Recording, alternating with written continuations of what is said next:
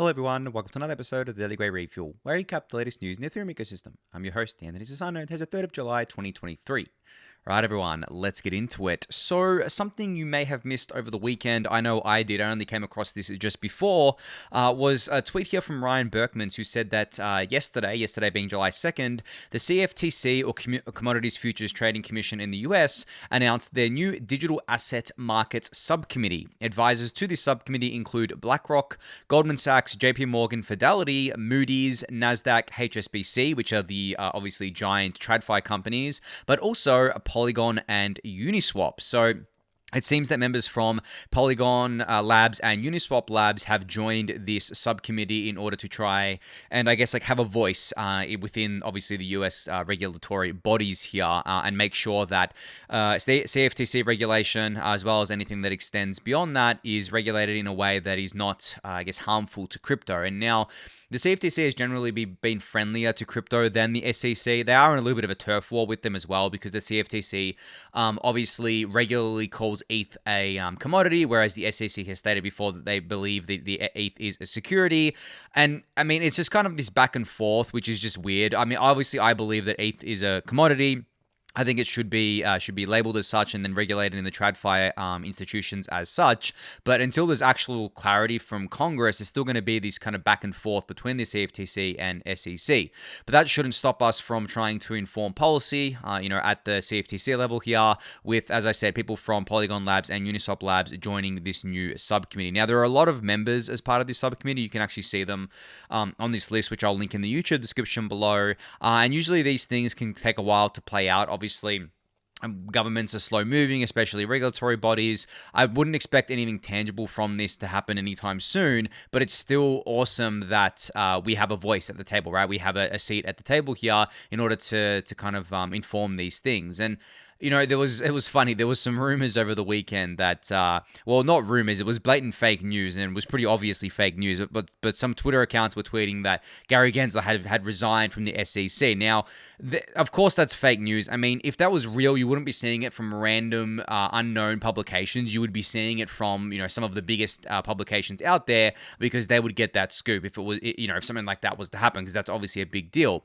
But what I wanted to focus on was the reaction to that news. The people who actually believed that news. The reaction was obviously very positive. Everyone's like, yeah, okay, awesome.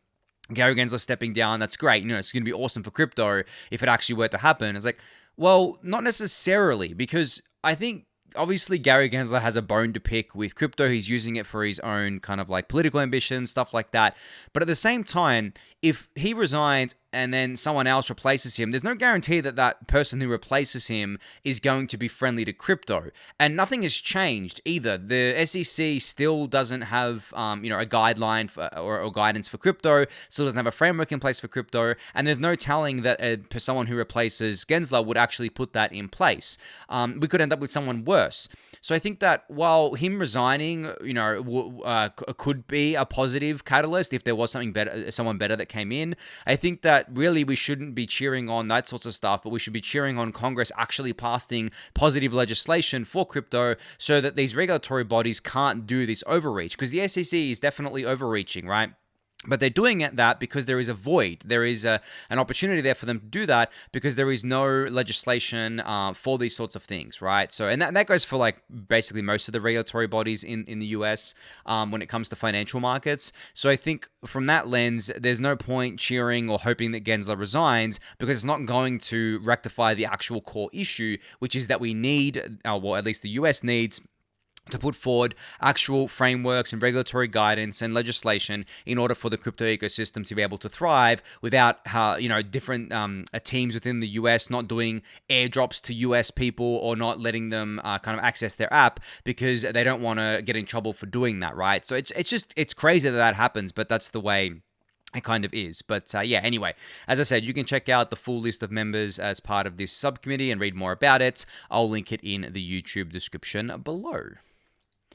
All right, Christine Kim is out again with a breakdown of the Ethereum All Core Devs Consensus Layer Call number 112. So she starts off the thread by saying, this week, Ethereum developers discussed the inclusion of a builder override flag in the engine API and increased the target and maximum blob limit to 3/6 from 2/4, and ongoing research around changing the maximum effective balance of validators. Now, these are all things that I've talked about on the refuel before, but you can read Christine's thread for a breakdown here of this. Now, in terms of kind of like timelines around this, I mean, the engine API thing is something separate. I wanted to maybe focus on 4844 and the effective balance of validators. So 4844, I still think is on track for later this year, as I've described before. I'm not going to rehash that there. The effective balance of validators, this is kind of up in the air because there was all that noise about it when it happened, I think last week or the week before, when people finally clued into it. Obviously, the post had been around for a little while since then, but there was a lot of noise about it, a lot of people getting confused, thinking that it was the minimum ETH stake going up, when in reality, no, it was just going to be the maximum ETH stake going up. And I had a lot of interesting conversations with people about, my views on this stuff and my view on how I think that it is neutral, like the upgrade itself would be neutral for the Ethereum network with a slight positive lean. And I got agreement from many people on that I talked to about this. But in saying that, it's all about a priority thing for core developers. Or prioritizing which upgrade should go into the network. So if all we're getting from increasing the maximum effective balance of validators is a neutral to positive kind of, I guess, like change for the network, that means it wouldn't be prioritized over other upgrades that may be more positive than this would be. So in terms of timelines around that, if it were to happen, obviously there's not even an EIP for this yet, but if it were to happen, I wouldn't expect to see it on the network till late next year, to be honest. I mean, I don't expect to see it in the upgrade after Dencun. So if it was to happen, probably late next year. But honestly, I don't know. I don't think it's something that should be prioritized because I don't think it's something that's going to... I mean, I've said before how I do believe there are a lot of positives, especially for solo stakers, but I don't think it's more important than a lot of the other stuff on the Ethereum roadmap right now. So in saying that, if it's able to go in, if it's able to be quickly coded up and doesn't require a lot of core developer effort and core research effort, sure, but yeah, that's my kind of general view on that. Whereas something like 4844, definitely a critical upgrade that requires, all of the core devs and researchers to work together in order to get it onto the network and make sure that it's done right. And that has been happening, right? They've been hard at work doing that, and that's why we're going to be seeing that towards the end of the year. Now, related to 4844, DevNet 7 went live over the weekend. So you can see here, FLCL, who is a core dev at Nethermind, put out this screenshot saying EIP 4844 DevNet version 7, over 9,000 blocks and counting, much stable, very diverse. You can actually see all the clients that are participating as part of DevNet 7. You have a lot of diversity here, Nethermind, Prism, Lighthouse, Lodestar, Teku, and Nimbus, which is great to see here. So, and Geth, of course, and Besu, and the EL clients here. So yeah, it seems that DevNet 7 has gone well. I remember I mentioned to you guys DevNet 6 had a bit of a rough start and didn't actually start from my my understanding.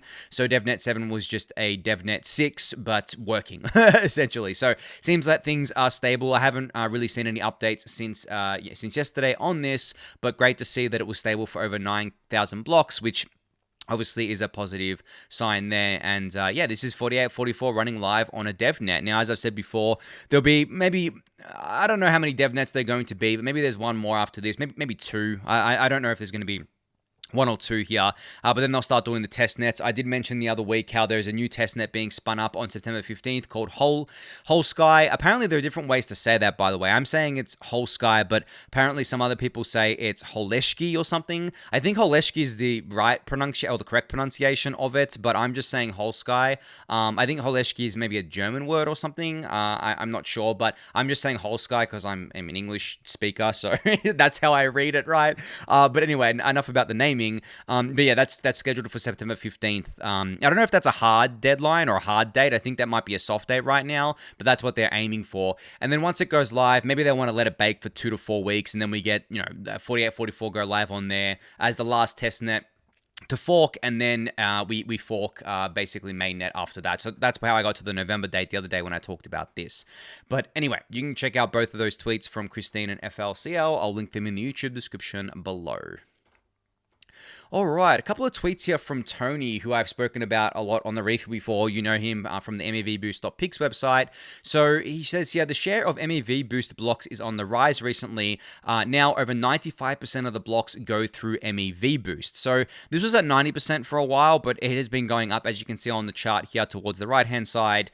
And that only makes sense because obviously if you're running a validator on the network, if you're not running MEV Boost alongside it, you are missing out on potentially a lot of money from the MEV rewards. So it only makes sense for people to be running MEV Boost. And this is why I've said a lot of times on the refuel about how MEV Boost is great, but the fact that it is outside of the core protocol leads to issues for core devs and researchers when trying to reason about the core protocol, because this isn't integrated in directly. It is sidecar software, and that's why we have efforts like PBS. So the fact that 95% or over 95% of the network is now running this means that, it's effectively the whole network, right? It was effectively the whole network once it got over that 60, that's kind of that kind of threshold, the consensus threshold. But it's kind of weird though, because block building and block proposing and attesting, they're all different things. But when looking at the network, you have to consider MEV Boost now when you're a core dev. You have to think, okay, well, how is the change to this client going to affect MEV Boost?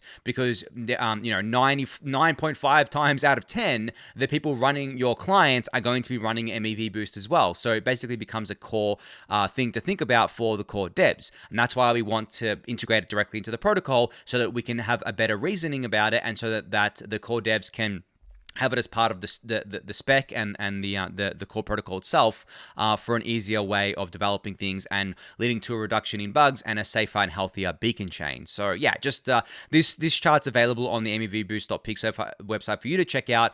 But it can only go up a little bit more from here, right? It's going to go up like 4 or 5% more from here to get to 100%. I don't think we're going to get to 100%. I think there's always going to be those stragglers who don't run MEV Boost. But yeah, it doesn't surprise me that we are at this level, which is over 95% now. And the second tweet from Tony is talking about latency in the MEV game. So latency plays a huge part in MEV relayers and which relayers get blocks and which ones are potentially the most profitable. And Tony has a big tweet here breaking this down and kind of explaining how Ultrasound Money's relay is using something called optimistic relaying, where essentially they basically assume that every block that is kind of sent to the validators from or sent to its relay is a valid block. So then the relay sends it to the validator to be proposed without running a simulation to make sure that it's a valid block. And what the things that would make it invalid is if the transactions included weren't following the rules of the protocol and stuff like that. And the way they mitigate any kind of issues around that in terms of these kind of builders submitting blocks on purpose that aren't proper blocks that aren't going to be proposed and aren't going to be accepted by the network, is that they require a bond from the builders to do this. And by using optimistic relaying, this has catapulted Ultrasound Money to a huge part of the MEV kind of like boost market share, or MEV boost relay market share. I believe they're over 40%, which is obviously huge and bigger and the biggest at this point. But Tony does a great job of explaining this here with a chart as well that you can check out. So I'll link that in the YouTube description below. All right, EigenLayer is increasing its restaking capacity for LSTs and native restaking. I believe this is going live on July 10th. Yeah, and they say here, we expect the caps to be raised sometime during the week of July 10th. At that time, the caps of LSTs, including RETH, STETH, and CBETH, will be increased to 15,000 tokens per LST with no individual deposit limit. Once the sum of all LST deposits reaches 30,000 tokens, a global pause on LST restaking will be initiated. The significant increase in restaking capacity empowers more users to actively participate in future restaking opportunities. So you can read, obviously, the full blog post here for a detail on that. But then they go into detail about the rest of their roadmap here. So in Q3, there is going to be an operator testnet. This phase will allow operators to familiarize themselves with EigenLayer infrastructure and prepare for seamless service of AVS validation tasks.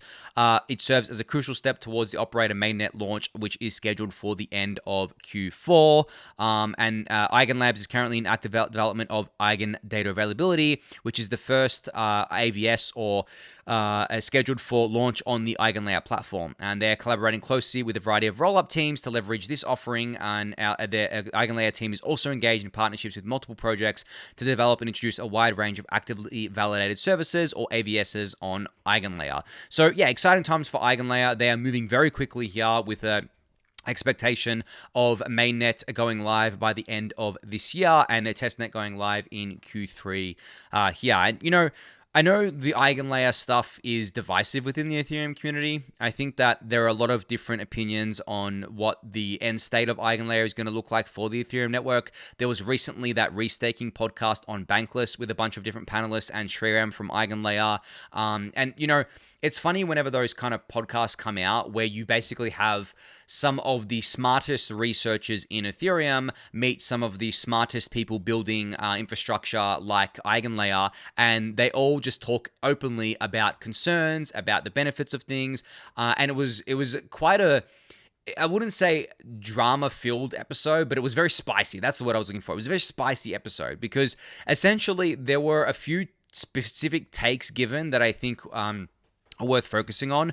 One of the takes was that I think the researchers generally agreed that if EigenLayer was to pose an actual existential risk to Ethereum, or restaking generally, I should say, not just EigenLayer, that the core devs and researchers would move to basically make restaking not possible or not economically feasible on the Ethereum network, which I think is the right approach because just generally anything that poses an existential risk to Ethereum should be treated in that way. And it doesn't matter if it's restaking or something else. I think that the bar should be set that basically says, hey, or the expectation should be set that basically says, hey, if you develop something that presents an existential risk for the Ethereum network, then the Ethereum social layer is going to kick in and basically say, well, we need to fix this, right? We need to make sure that this cannot pose this kind of risk to Ethereum, and then work together with the researchers and developers to develop a solution to this, which I think is what the researchers were saying on the podcast. And the other main takeaway as well was that I think that there are a lot of unknowns within restaking. There are a lot of things that people think might go wrong or think might be positive or think might be a risk that we just don't have enough information to have a measured take on that, because restaking has never been done before, especially not in Ethereum or at the scale that Ethereum operates at. We need to see restaking live in different market conditions. Obviously, it's going to be very different in a bull market as it is to a bear market. We need to see where people put their LSTs. If they want to put that in restaking or if they want to put it in money markets. We need to see potentially what happens when a mass slashing event happens on an EigenLayer AVS, right? So let's just say there is a big data availability network that's leveraging restaked ETH via EigenLayer, and let's say it has 10% of all ETH on there, right? 10% of all, 10% of all staked ETH on there. Now, that would be at current, I guess, like ETH stake amount, like 2 million, 2.5 million or something like that. Probably not that high, but 2.5, let's just say. So let's just say that gets mass slashed. And let's just say that a healthy chunk of that needs to be withdrawn from the beacon chain to make everyone whole. So that's the thing that we need to see play out in the wild to see how the market would react, how the secondary market reacts, because there are LSTs at play. Let's see if anyone jumps in and says, "Here, I'll take that off your hands for this discount, and then I'll go arbit against the beacon chain, and then I'll eat the kind of like time risk here. I'll eat the volatility risk." There is a lot that goes on because of the secondary markets here, so I don't think we're going to have answers to exactly what's going to happen. We can have hypotheses, we can have theories about this, but we're not going to get any hard answers until we actually see this play out in real time and play out on a mainnet instead of like on a testnet or in theory land. So that's what I'm looking forward to seeing. I hope there is never a mass slashing event that ends up being like that, but the existential risks and the things that the researchers generally talk about is that kind of mass slashing event, right? What happens in that scenario? And I've discussed that before on the refuel, where I've said that I don't think it's a huge concern because of the fact that we have validator queues in place. And I think that just generally when you look at that and when you look at the existing measures in place to make sure that the Ethereum beacon chain would be okay even in that scenario, then you have to reason about, okay, well, what does the secondary market do? What does the exit queue look like? Is there going to be a mass exiting of validators? Is there going to be mass, exiting of exiting of LSTs at the secondary market, which puts LST at non-fair value? There's so many open questions, and we're not going to get answers to those, like definitive answers to those, until we see it play out in the wild. So that's why I'm excited for Eigenlayer. I mean, I'm also an investor in Eigenlayer. I should disclose that, but I've been talking about them for ages, and I think that given the unknowns here, there's no point speaking in definitives. There's no point taking a binary thinking approach to this. We need to take a nuanced approach, a nuanced thinking, and see where it goes from there. Now, speaking of that, there was another research post here that you can read called Restaking an Eigenlayer Aggregate Security, which talks all about how Eigenlayer leverages ETH staking to aggregate security and obviously offer better security guarantees than you otherwise would by issuing your own token because you're leveraging staked ETH. And you can read this post. It's from YQ here. I'll link it in the YouTube description below for you to do so. But anyway, enough on Eigenlayer there. As I said, excited to see it all play out as time goes on.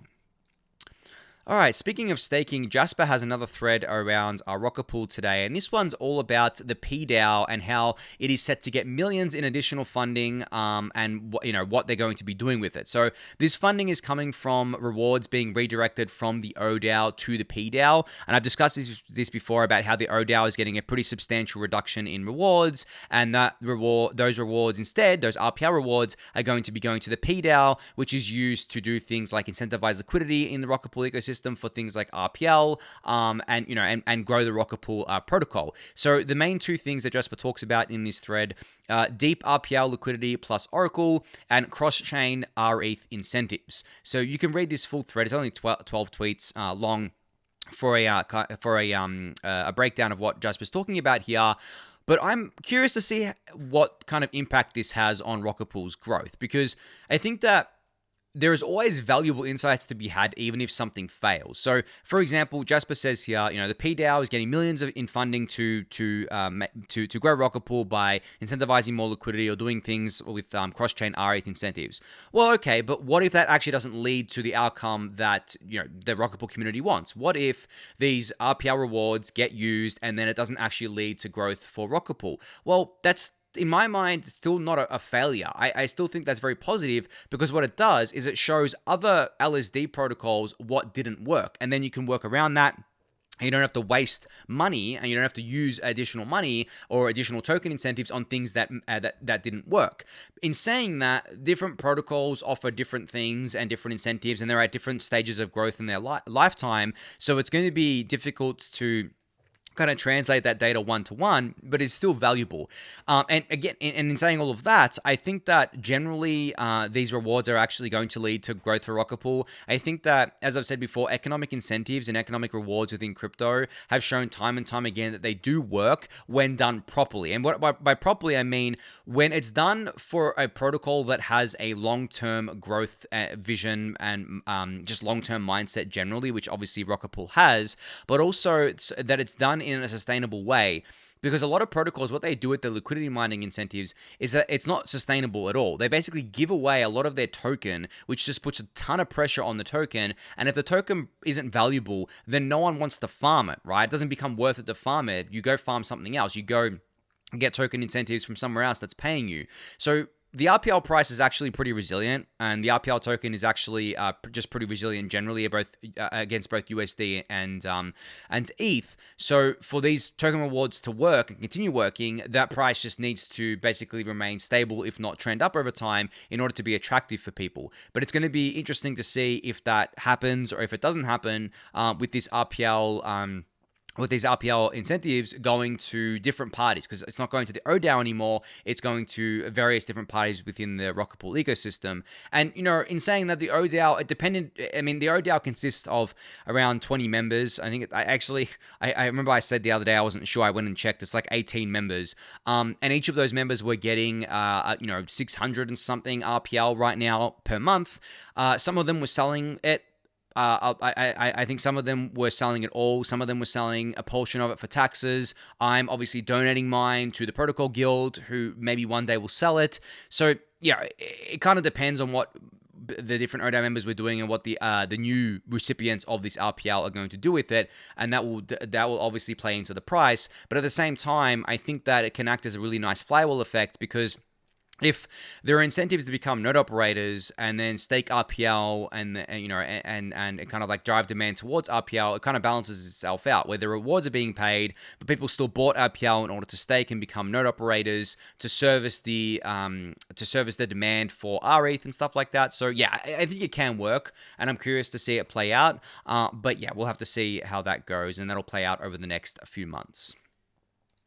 All right, so you guys will remember that Optimism mainnet, or OP mainnet, recently upgraded to Bedrock, while OP Labs is sharing some metrics highlighting the impact of this upgrade. Now, you remember that the gas fees dropped by over 50% since Bedrock went live, and I remember showing you guys that, and here's a nice chart showing it going from the legacy system to the Bedrock system and the massive drop in transaction fees. And then they explain, how savings like this are kind of possible here. And secondly, the Bedrock system has achieved more predictable core data compression performance so far, as you can see here. And then there's a bunch of other charts describing things like how is this all playing out on OP mainnet. End users have noticed and responded. User transactions per day are up by 66%, and layer 2 gas used per day is up by 50%. So OP mainnet has been growing because of this. But yeah, you can check out this thread here. It's not too long of a thread with all of these different metrics. I'll link it in the YouTube description below.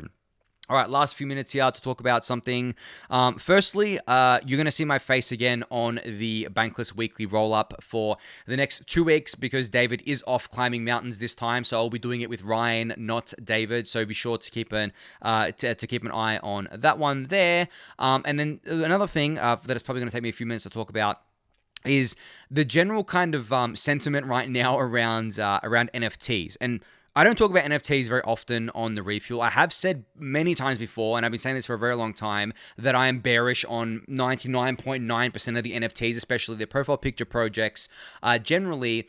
But I don't want to focus on that. What I want to focus on is when you kind of have people who make bets on things and then those bets don't play out, what ends up happening is that things turn very toxic. And this can be very detrimental to a community, because it can begin a death spiral for communities where essentially what happens is that if the majority of your community was only around because they wanted to make money from buying the NFTs, and this goes for tokens as well, but just talking NFTs specifically, if the majority of the community was only around to speculate and to make money, then those people are going to capitulate. They're going to sell what they've got because they think it's going to zero.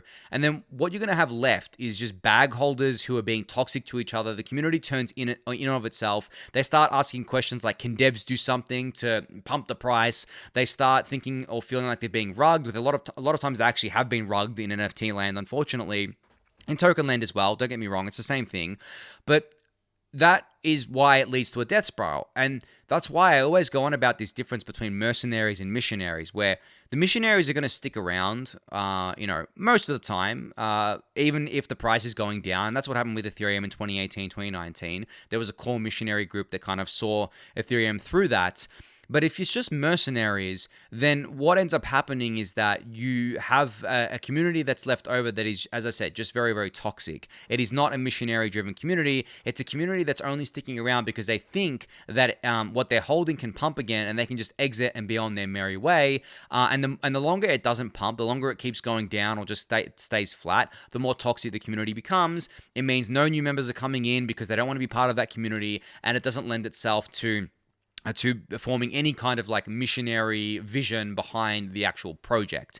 I think that's happening with a lot of NFT projects. I think that's happened with a lot of a lot of projects generally that had tokens over time, and it's just the way it works. So I guess my point here is that when you invest in something and you plan on holding it for the long term, you best be sure that the people behind the project are missionaries and not mercenaries, and you best be sure that that project is actually going to be around for the long term, for the duration that you think you're going to be able to hold the thing for in order to profit from it. Because if not, you're going to be in for a world of hurt. I have held things down. I know what it feels like. I've held things down over 90% and sold them there. I know what it feels like. It doesn't feel good, but at the end of the day, you need to just cut your losses if you fall yourself into that position, and don't get involved with all the toxicity, because it just makes it worse. And it doesn't make you a better investor. It ironically makes you a worse investor, because you just keep repeating the same mistakes over and over again. But on that note, that's going to be it for today. So thank everyone for listening and watching. Be sure to subscribe to the channel if you haven't yet. Give it a thumbs up, subscribe to the newsletter, join the Discord channel, and I'll catch you all tomorrow. Thanks everyone.